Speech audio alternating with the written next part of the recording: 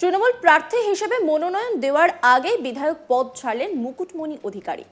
রানাঘাট দক্ষিণ কেন্দ্রে বিজেপি বিধায়ক বৃহস্পতিবার বিধানসভায় গিয়ে স্পিকার বিমান বন্দ্যোপাধ্যায়ের হাতে ইস্তফাপত্র তুলে দেন। সেই ইস্তফাপত্র গৃহীতও হয়েছে।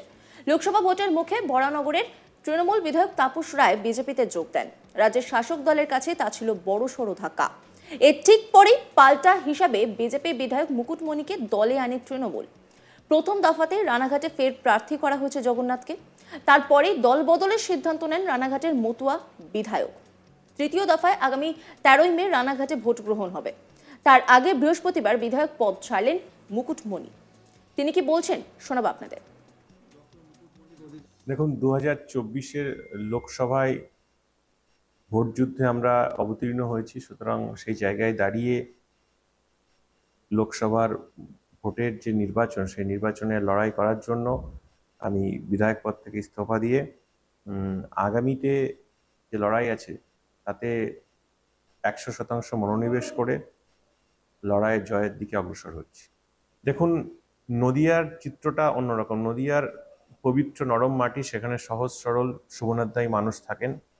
তারা একজন দুর্বৃত্ত, চোর, লম্পট, লুটেরা, দালাল, সাধারণ মানুষের স্বপ্ন নিয়ে যারা খেলেছে, 5 বছর ধরে যারা ভুরি ভুরি মিথ্যা প্রতিশ্রুতি দিয়েছে, সেই বিজেপি এবং তার জগন্নাথ সরকারকে বিসর্জন দিয়ে নতুন পথে নদিয়ার মানুষ চলতে চাইছে।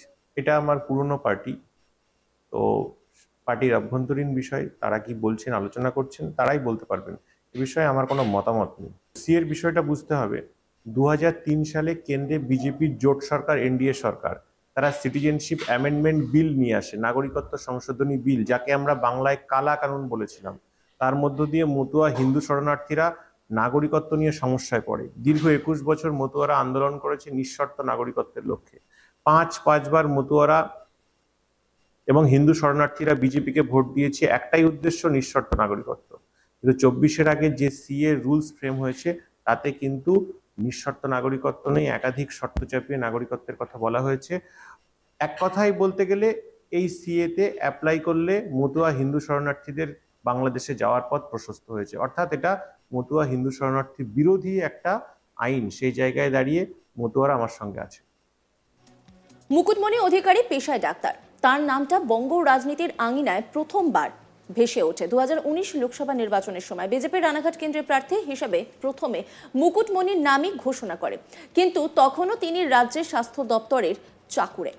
অভিযোগ, সে সময় ইচ্ছাকৃতভাবে মুকুটমণিকে প্রয়োজনীয় ছাড়পত্র দেয়নি রাজ্য সরকার। অগত্যার রানাঘাট কেন্দ্র থেকে লোকসভায় বিজেপির প্রার্থী হন জগন্নাথ সরকার এবং তিনি জিতেও যান। পরে রানাঘাট দক্ষিণ কেন্দ্র থেকে বিজেপির টিকিটে বিধায়ক হন মুকুটমণি। তার আশা ছিল 24-এ তাকে রানাঘাট থেকে লোকসভায় প্রার্থী করবে দল, কিন্তু গেরুয়া শিবির দলের বিদায়ী সাংসদকেই ফের টিকিট দিয়েছে। সম্ভবত সেই ক্ষোভ থেকেই মুকুটমণি যোগ দেন তৃণমূলে। রাজ্যের শাসক দল তাকে রানাঘাট থেকে প্রার্থী করেছে। এতদিন পর্যন্ত তিনি খাতায় কলমে বিজেপির বিধায়ক ছিলেন। তৃণমূল প্রার্থী হওয়ার পর দলত্যাগ বিরোধী আইনে এমনি তার বিধায়ক পদ বাতিল হতো। তাছাড়া জিতে সাংসদ হয়ে গেলে এমনিও তাকে পদত্যাগ করতে হতো। এই নিয়ে একটি রিপোর্ট তুলে ধরেছেন আমার কলিগ তপন, দেখাবো আপনাদের। নদিয়া রানাঘাট দক্ষিণের বিজেপি বিধায়ক মুকুটমণি অধিকারী তিনি বিধানসভায় এসে বিধানসভা স্পিকার বিমান বন্দ্যোপাধ্যায়ের হাতে তার ইস্তফাপত্র তুলে দেন এবং স্পিকার বিমান বন্দ্যোপাধ্যায় তার ইস্তফাপত্র খতিয়ে দেখার পর তিনি তা মঞ্জুর করেন বলে জানিয়ে দেন। বলে রাখা দরকার, কিছুদিন আগে এই বিজেপি বিধায়ক মুকুটমণি অধিকারী, পেশায় তিনি একজন ডক্টর, তিনি তৃণমূল কংগ্রেসের এক র্যালিতে এসে তৃণমূল কংগ্রেসে জয়েন করেন। পরবর্তীতে তৃণমূল কংগ্রেসের যে মেগা র্যালি হয়েছিল ব্রিগেড প্যারেড গ্রাউন্ডে, সেই ব্রিগেড প্যারেড গ্রাউন্ডে যখন সর্বভারতীয় তৃণমূল কংগ্রেসের সর্বভারতীয় প্রেসিডেন্ট অভিষেক বন্দ্যোপাধ্যায় লোকসভা ইলেকশনের জন্য যে প্রার্থী ঘোষণা করছিলেন, সেই প্রার্থীদের মধ্যে রানাঘাট লোকসভা কেন্দ্রের প্রার্থী হিসাবে এই মুকুটমণি অধিকারীর নাম মনোনীত করেন অভিষেক বন্দ্যোপাধ্যায়। তারপর থেকে বিভিন্ন ইস্যু নিয়ে বিজেপিকে বিভিন্নভাবে আক্রমণ করতে থাকেন এবং তিনি বিজেপির বিরুদ্ধে রানাঘাট লোকসভা কেন্দ্রে বিভিন্ন জায়গায় অলি গলিতে গিয়ে প্রচার শুরু করে দেন। বলে রাখা দরকার আরও একটু যে যেহেতু তিনি বিজেপির বিধায়ক, তাই তিনি তৃণমূল কংগ্রেসের হয়ে লড়তে পারেন না, তাই তিনি তৃণমূল কংগ্রেসের হয়ে লড়ার জন্য এবং মনোনয়নপত্র লোকসভা ভোটের জন্য মনোনয়নপত্র জমা দেওয়ার জন্য বিজেপির বিধায়ক পদ থেকে তিনি ইস্তফাপত্র জমা দেন বিধানসভায় এসে বিধানসভার স্পিকার বিমান বন্দ্যোপাধ্যায়ের হাতে। সাংবাদিকদের প্রশ্নে তিনি জানান যে তিনি 100% জিতেই দেখাবে রানাঘাট লোকসভা কেন্দ্র থেকে। এখন দেখার বিষয় আগামী চতুর্থ দফায় যে লোকসভা কেন্দ্রের ভোট গ্রহণ হবে, সেই দফায় রানাঘাট কেন্দ্রের ভোট গ্রহণ করা হবে। আগামী দিনে দেখার বিষয় যে এই রানাঘাট লোকসভা কেন্দ্র থেকে মুকুটমণি অধিকারী কী রকম ফলাফল করেন। তৃণমূল প্রার্থী হিসাবে মনোনয়ন দেওয়ার আগে বিধায়ক পদ ছাড়লেন মুকুটমণি অধিকারী। রানাঘাট দক্ষিণ কেন্দ্রে বিজেপি বিধায়ক বৃহস্পতিবার বিধানসভায় গিয়ে স্পিকার বিমান বন্দ্যোপাধ্যায়ের হাতে ইস্তফাপত্র তুলে দেন। সেই ইস্তফাপত্র গৃহীতও হয়েছে। লোকসভা ভোটের মুখে বরানগরে তৃণমূল বিধায়ক তাপস রায় বিজেপিতে যোগ দেন। রাজ্যের শাসক দলের কাছে তা ছিল বড়সড় ধাক্কা। এরপর ঠিক পাল্টা হিসেবে বিজেপি বিধায়ক মুকুটমণিকে দলে আনে তৃণমূল। প্রথম দফাতে রানাঘাটে ফের প্রার্থী করা হয়েছে জগন্নাথকে। তারপরেই দল বদলের সিদ্ধান্ত নেন রানাঘাটের মতুয়া বিধায়ক।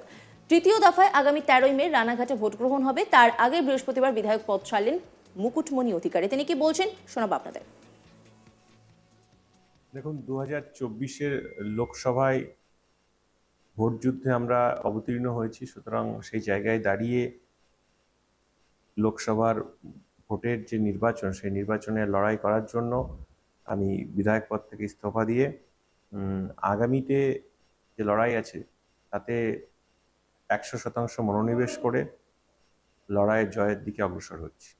দেখুন, নদিয়ার চিত্রটা অন্যরকম। নদিয়ার পবিত্র নরম মাটি, সেখানে সহজ সরল শুভনাধ্যায়ী মানুষ থাকেন। তারা একজন দুর্বৃত্ত, চোর, লম্পট, লুটেরা, দালাল, সাধারণ মানুষের স্বপ্ন নিয়ে যারা খেলেছে, 5 বছর ধরে যারা ভুরি ভুরি মিথ্যা প্রতিশ্রুতি দিয়েছে, সেই বিজেপি এবং তার জগন্নাথ সরকারকে বিসর্জন দিয়ে নতুন পথে নদিয়ার মানুষ চলতে চাইছে। এটা আমার পুরনো পার্টি, তো পার্টির অভ্যন্তরীণ বিষয়, তারা কি বলছেন, আলোচনা করছেন, তারাই বলতে পারবেন। এ বিষয়ে আমার কোনো মতামত নেই। সিএর বিষয়টা বুঝতে হবে। 2003 সালে কেন্দ্রে বিজেপির জোট সরকার, এনডিএ সরকার, তারা সিটিজেনশিপ অ্যামেন্ডমেন্ট বিল নিয়ে আসে, নাগরিকত্ব সংশোধনী বিল, যাকে আমরা বাংলায় কালা কানুন বলেছিলাম। তার মধ্য দিয়ে মতুয়া হিন্দু শরণার্থীরা নাগরিকত্ব নিয়ে সমস্যায় পড়ে। দীর্ঘ 21 বছর মতুয়ারা আন্দোলন করেছে নিঃশর্ত নাগরিকত্বের লক্ষ্যে। পাঁচবার মতুয়ারা এবং হিন্দু শরণার্থীরা বিজেপিকে ভোট দিয়েছে, একটাই উদ্দেশ্য, নিঃশর্ত নাগরিকত্ব। কিন্তু 24-এর আগে যে সিএ রুলস ফ্রেম হয়েছে তাতে কিন্তু নজর রাখুন আজ তাক বাংলার ইউটিউব স্ট্রিমিংয়ে।